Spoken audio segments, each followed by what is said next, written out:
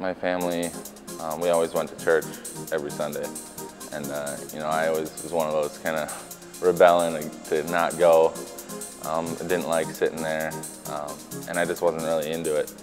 But, I always went because my parents were, it was a big thing to them, so I was always doing it. And I even went to, classes Wednesday nights through grade school.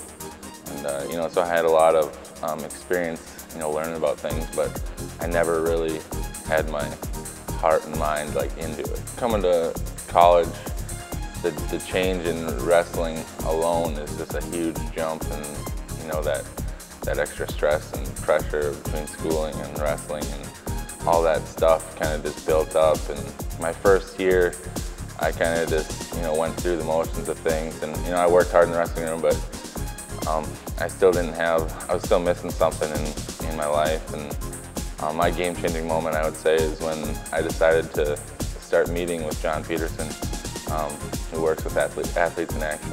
And he kind of really showed me the way to what Christ is and what he means, and how big of a change he can be when you let him into your life. It's a nice thing just to have, having him in Christ in your life, just knowing that someone's out there, for you. Someone's watching your back, and when you're on your own, just kind of when I ignored it when I was a younger kid in grade school, my heart wasn't in it, and now I want to be a part of it. I want to grow and learn more about it, and it's fun to be, constantly growing in knowledge.